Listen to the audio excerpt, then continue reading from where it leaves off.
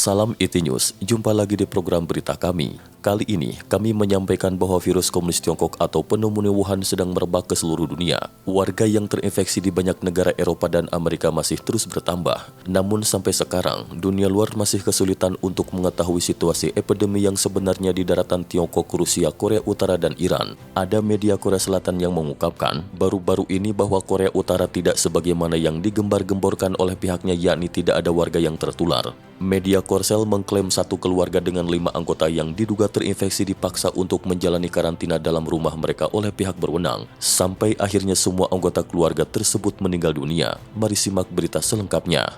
Menurut media Korea Selatan Chosun Ilbo, keluarga Korut yang tinggal di kota Cheongchin Ham Kyong Puktu terdiri dari pasangan tua pensiunan pabrik baja serta putri menantu laki-laki dan seorang cucu. Pada awal bulan lalu, gejala mirip pneumonia komunis Tiongkok dirasakan oleh seluruh anggota keluarga tersebut. Pihak berwenang kemudian memaksa mereka menjalani karantina dalam rumah dengan memaku-mati pintu rumah mereka. Akhirnya kelima orang tersebut tidak bisa mendapatkan perawatan medis dan meninggal dunia.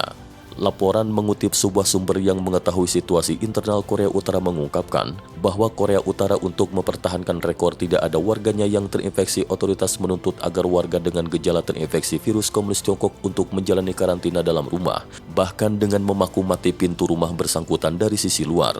Tujuannya untuk menjamin agar mereka tidak keluar, bahkan jika terjadi kematian tutup mulut adalah mutlak dilakukan semua orang. Insiden serupa juga berulang kali terjadi di sumber virus komunis Tiongkok Provinsi Hubei.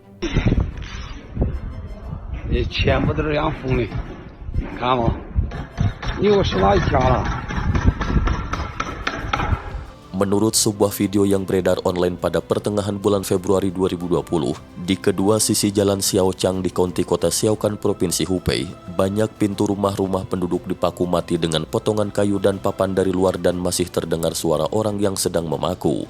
Di kota Langfang, Provinsi Hubei, polisi setempat bahkan membawa orang untuk memaku mati pintu rumah warga yang baru kembali dari Wuhan. Bahkan ada bukti selembar kertas bertuliskan rumah tangga ini kedatangan anggota yang baru kembali dari Wuhan.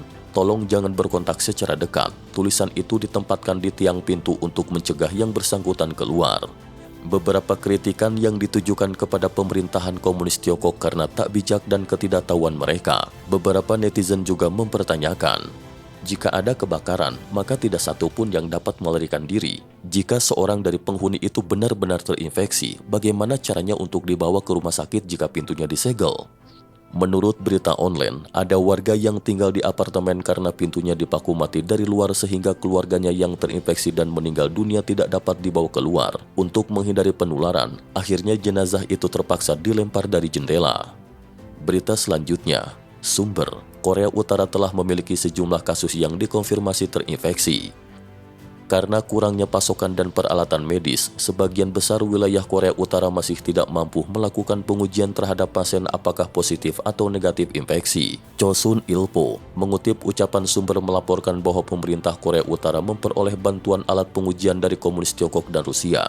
Akan tetapi sebagian besar pengujian dilakukan di kota Pyongyang. Kabarnya banyak dari mereka diketahui positif terinfeksi. Sumber mengatakan bahwa sebagian besar kasus yang dikonfirmasi positif terinfeksi di Korea Utara terkonsentrasi di kota yang banyak ditinggali warga asal Tiongkok seperti Pyongyang, Pyongan-Puktu, Pyongan-Namtu, Cheongchin, Hamgyong-Puktu, dan Rason-Tokvyolsi.